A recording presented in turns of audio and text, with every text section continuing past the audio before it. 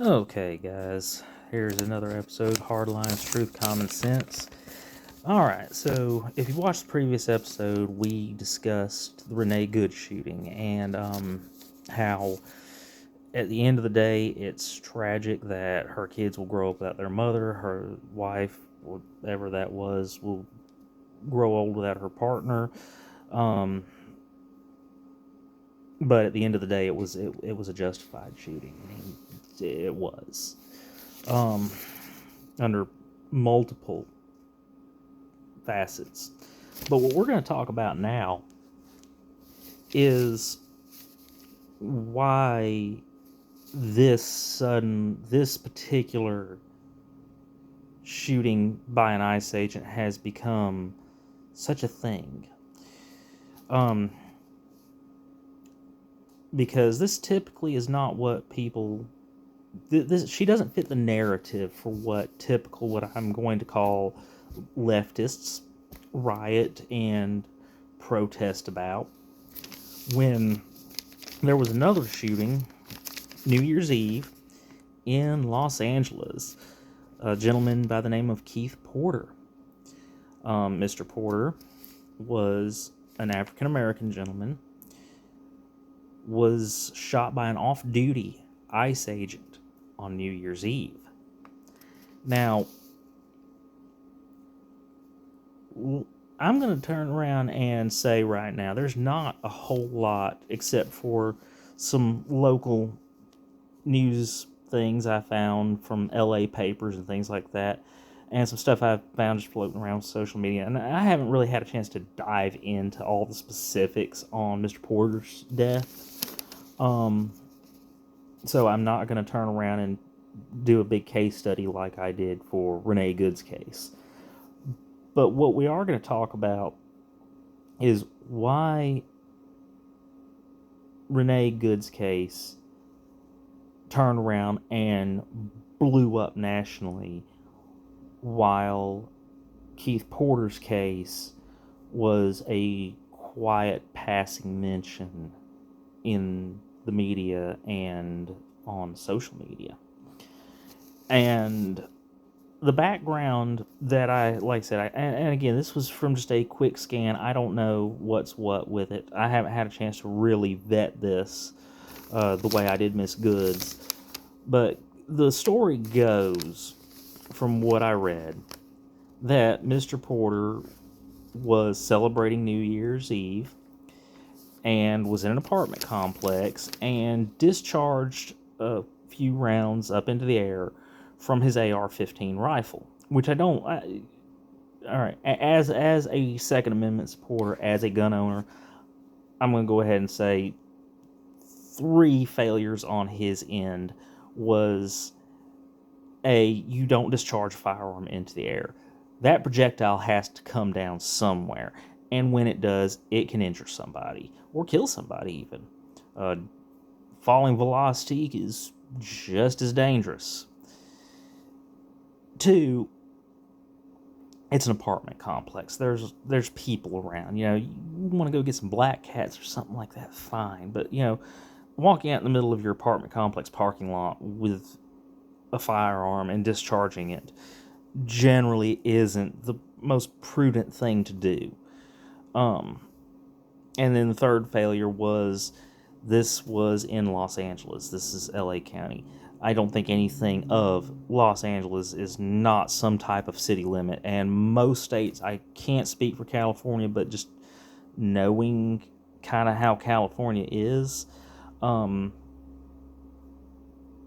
this discharging a firearm within a residential area is usually frowned upon by law enforcement.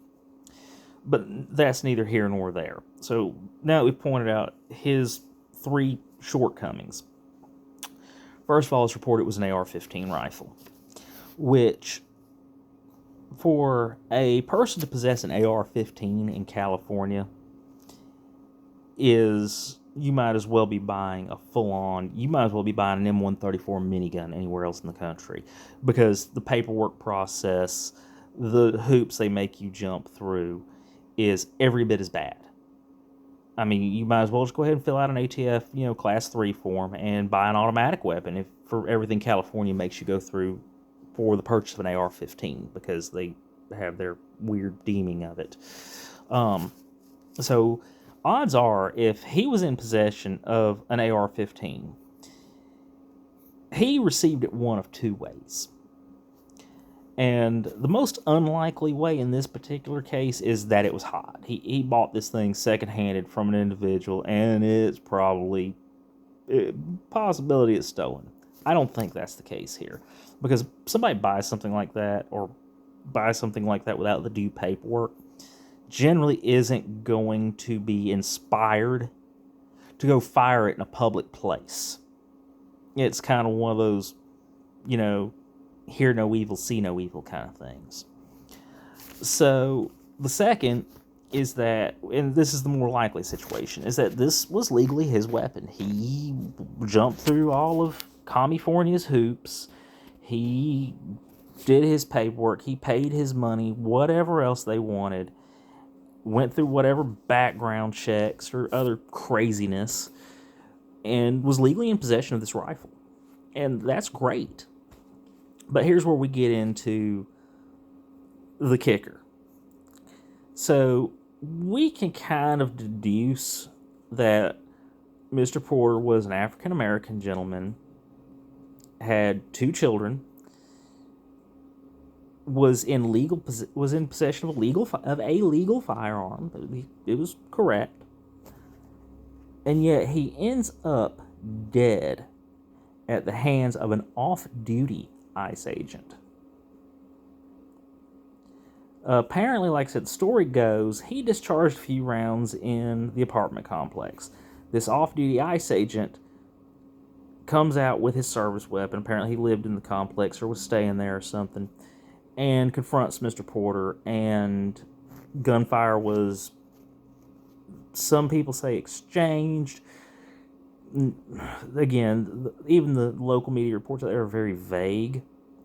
But somehow or another, this off-duty agent confronted Mr. Porter, who both people were armed. Mr. Porter had his AR-15. Of course, the off-duty agent had his service weapon.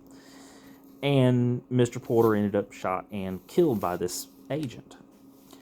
Now, again, and I'm stressing this because I'm not a race baiter. I'm not a race baiter. I am not a racist by any stretch of the imagination. I offend everybody equally, is what I like to say. And even, I've got one of my really good friends is a homosexual fella, and he turns around and gives me shit. He's like, you offend everybody equally. You don't give a damn if they're gay, straight, black, white. I'm like, I don't give a shit who you are. I mean, I'm just going to tell you like it is. So, but the liberal narrative has always been a black man is shot by a police officer. This was a holiday. This was in L.A., home of injustice, home of the Injustice Crusaders. I mean, the Rodney King and the L.A. riots. I mean, all of this. I mean, this is... Why didn't the world blow up with this? Why was a white homosexual woman in Minneapolis, Minnesota, who clearly, as we covered in the other video, broke multiple state statutes. And if you go back and watch the video, I cited these statutes, and in the description of that video, there is a link to Minnesota's state statutes, their criminal statutes. So you can see that I'm not pulling your leg or anything. It's all legit. She was in direct violation of the law. She was white. Why does her case magically become this high profile, the world's going to burn to the ground, but an African-American gentleman in Los Angeles, the home of injustice, is nothing more than a passing mention on social media and local papers? I'll tell you why. Think back to just last week, or even hell, even just Monday or Tuesday, Minnesota was all over the news for fraud. Statewide government fraud. So apparently the story behind that is a bunch of Somali migrants turned around and started opening daycare centers and getting government funds for these centers for, the less fortunate, for, struggling families that, need child care, stuff like that. These were shuttered old storefronts. Some of these addresses were empty lots. Some of these buildings, there wasn't the first person in them. They'd been empty for months and some of them even years. It was a straight up fraud case. Well, the feds come down on the Minnesota state government like Thor's hammer. There's investigations. There's investigative journalists that, are so far up that state's ass over this fraud case. Understand, $18 billion in funds that they know of, supporting 14 programs, has disappeared since 2018. And yeah, that's what they just know they've been defrauded. So and I'm going to go ahead and I'm going to make this fun. I'm going to turn around and insult some people. Tampon Tim Walz. This is a guy who got fucking butthurt because people rode past his house calling him a retard. You're letting a bunch of illegal Somalis, and some that were legal, embezzle federal funding. I'd say that's a little on the retarded side, because it is your job as the governor to make sure that all these centers that are registering with your state for these benefits, it's your job to make sure that the Secretary of State is vetting these facilities before they request federal funding. It is your job. It is your job to make sure the Secretary of State is assuring that these people starting these businesses, and it wouldn't matter who you were. If you were Somali, if you were white, if you were black, if you were, whatever, or what kind of business it was. You're starting an automotive repair shop. You're starting a real estate business. That all has to be on file with the Secretary of State, and everything has to be in order for that to be a legal business. And if you're requesting funds from the state or federal government, they have to vet you. They have to turn around and send somebody. They're supposed to turn around and send somebody out to you to inspect and do all that stuff, because otherwise it's somebody's ass. So here's Tampon Tim with the entire force of the federal government and a bunch of investigative journalists, anyone else who wants to get in on the action, up his ass. They are straight up, they're not even breathing down his neck. They're sending a caravan of elephants down his throat over this fraud. Well, lo and behold, Renee Good happens. And even though Tampon Tim wants to turn around and jump up and down on the TV and scream about he's going to mobilize the National Guard to turn around and get ICE out of Minnesota, that you're no longer welcome here, you've helped enough,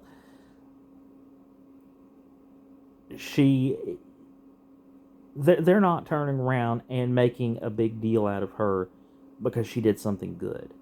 They're not making a big deal out of her because she was killed by a law enforcement officer while breaking the law. They are making a big deal out of her because she is a convenient victim. She is something that ticks all the boxes to make all this coverage on all of this government fraud by the state and by these migrants go away. Because here's the thing about it. Most of you out here that are listening to this, you watch the news. You see things that inflame you. I don't care what side of the fence you're on.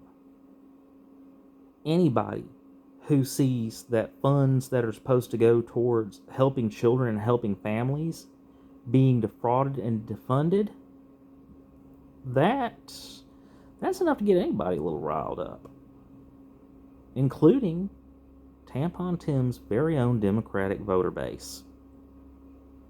He's not running for re-election, but and rightfully so now. He ain't got a snowball's chance in hell, but at the same time, he needs people to quit digging.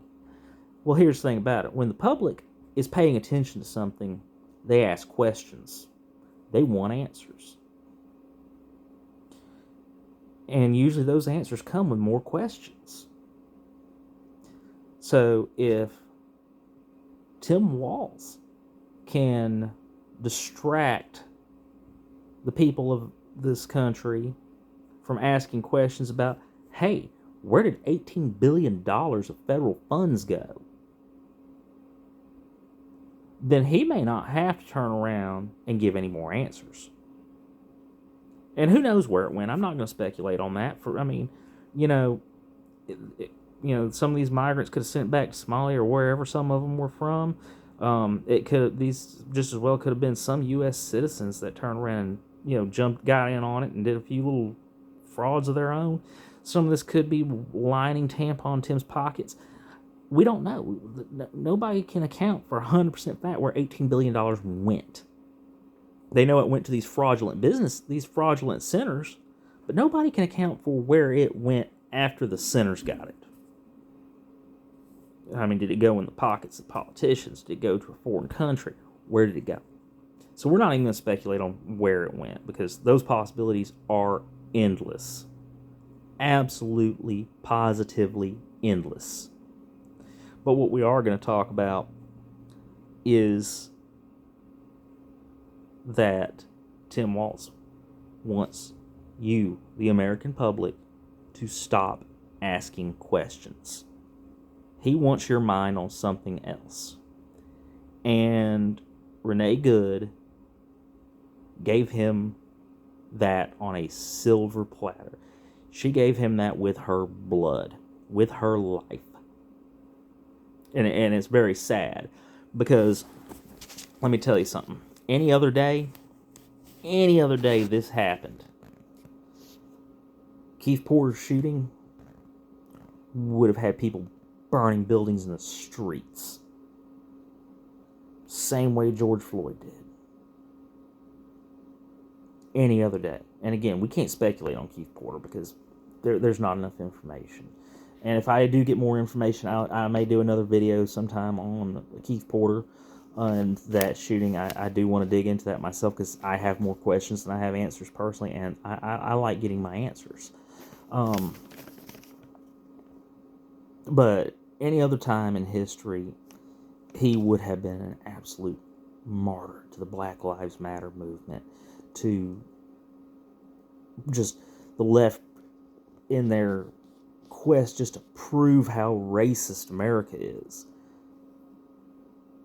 But yet all the focus, all the rage, all the baiting, all that went to a white woman in Minneapolis, Minnesota. Make it add up. Make it add up that this woman's death makes national headlines in the same state, in the same area of the state, that a massive fraud investigation made national headlines, blew up national. Ask yourself why. Ask yourself why the left has turned around and abandoned their old narrative of racist cop shoots black citizen, racist ICE agent, off duty. Wasn't on duty. Wasn't, Renee Good was shot by an ICE agent on duty, executing his duties. Keith Porter wasn't. This guy was, this ICE agent, for all we know, he was a 12-pack in. I mean, we don't know. Again, more questions than answers. But the narrative still doesn't add up.